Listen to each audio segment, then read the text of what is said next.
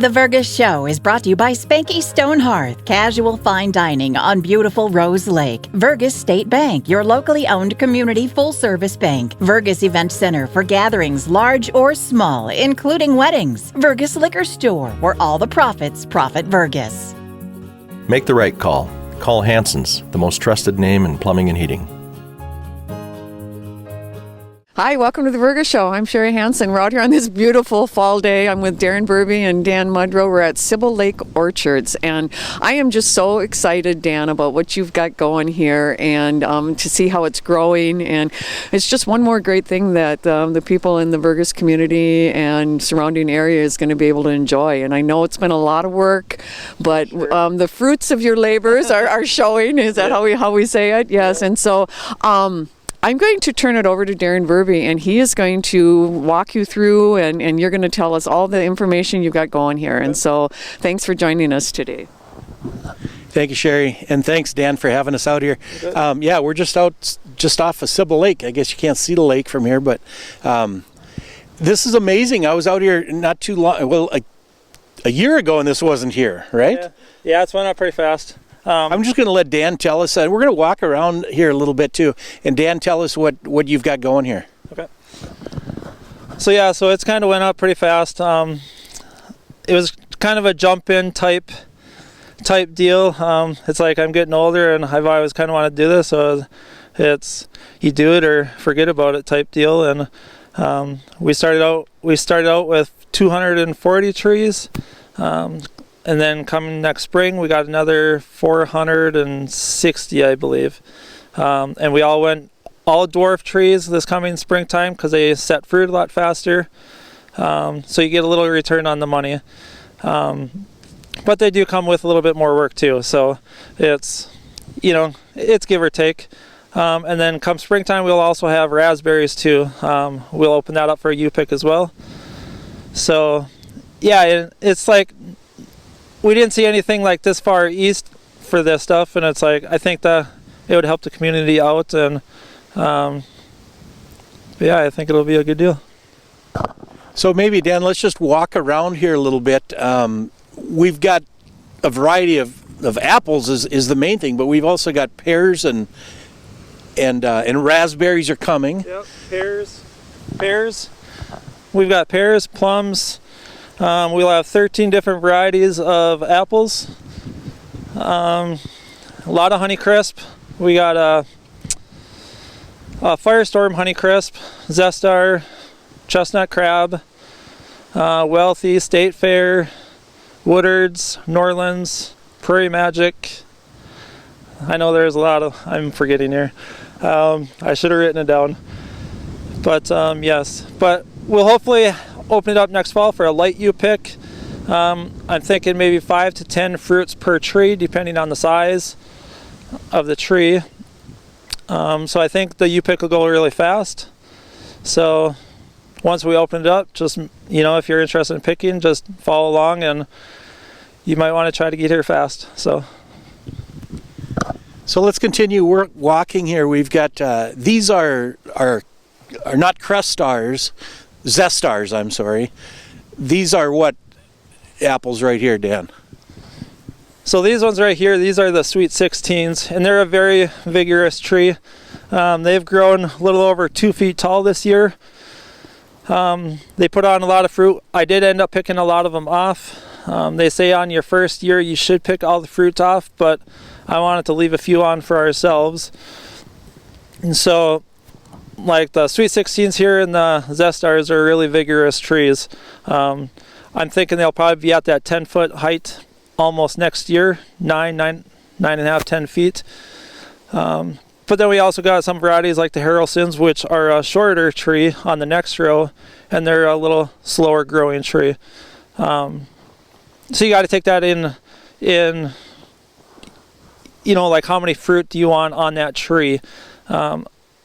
A tree can only bear so many fruit, so you wanna try to get that tree to grow as fast as you can, but you still want to get a little fruit too.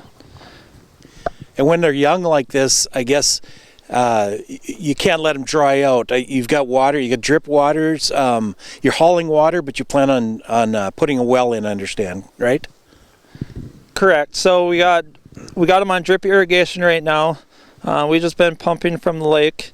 Come springtime, every single tree will be on these drippers. These drippers they're half a gallon an hour drippers, so each tree gets about a gallon per hour. And usually they get watered. Right now I've been watering 3 to 4 times a week, just depending on how much moisture we get. So they look very healthy. We've got further down here, we've got pear tree. Are these pear trees right here? no, so these are the Sweet 16s, the Harrelsons, and then we got semi-dwarf trees, and then we get into the standard size trees. Okay. The standard size trees take approximately 5 to 7 years to bear fruit. A lot of them have got fruiting buds on for the previous year already, or for the next year. So I will probably let some of them fruit, just depending on if we get like a late frost, and hopefully we don't freeze those buds. But you can't do nothing about that. It's weather. So, but yeah, so we wanted to do a lot of the dwarfing trees because they set fruit a lot faster. So then these will start setting the fruit first, and then it'll be the semi-dwarf and then the standard trees down the road. So I asked Dan how he learned so much about fruit trees. And a lot of it's YouTube, you said, and Yep. and reading and social media. Yep. And it's just amazing. I mean, you're so close to where you live too, which is really, well, good and bad, I guess. Right. But Sherry and I did a story this spring on maple trees, and now we're doing fruit trees. It's just amazing, this area that we live in here. It's the beginning of October, and I was out at Maplewood State Park last night. It was just absolutely gorgeous out there. What a county we live in, right? For sure. I'm going to bring Sherry in here, ask a few more questions here. Sure. Dan, I see all the big fencing around here. Tell me a little bit about that. So you have to put up the fencing. We got so many deer, of course. It's a good and bad thing. It is. You want it high enough where the deer can't jump it. I might have to extend it probably another foot or two. They haven't jumped in so far, so I've been pretty blessed with that.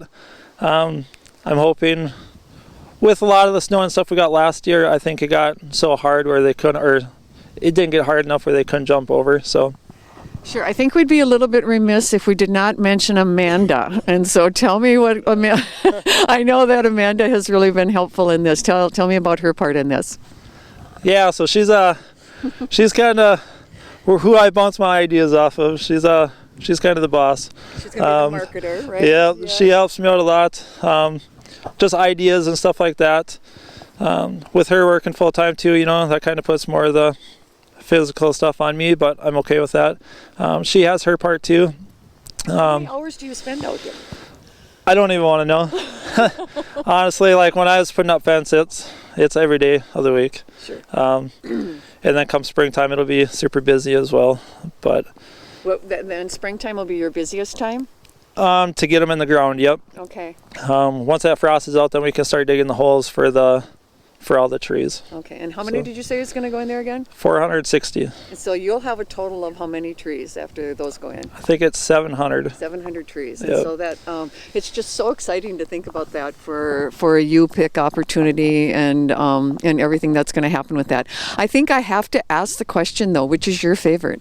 Probably right now the Zestar. The Zestar? Yeah. And then with the apples, obviously, eating a fresh apple, there's nothing better than that. But what is, do you have memories of cooking apple crisp or pie or anything like that? No, the only thing I can remember growing up is we had crab apple tree at the farm, and us boys used to have fights with them, of course. Yeah, grab them off and then have crab apple trees. Yeah. There's no doubt about that. But we did have a few apple trees, and it's always nice to see the fruiting, and like you say, the fruit of your labor. And I think 3-5 years down the road, it'll be really different. All the trees will be more mature.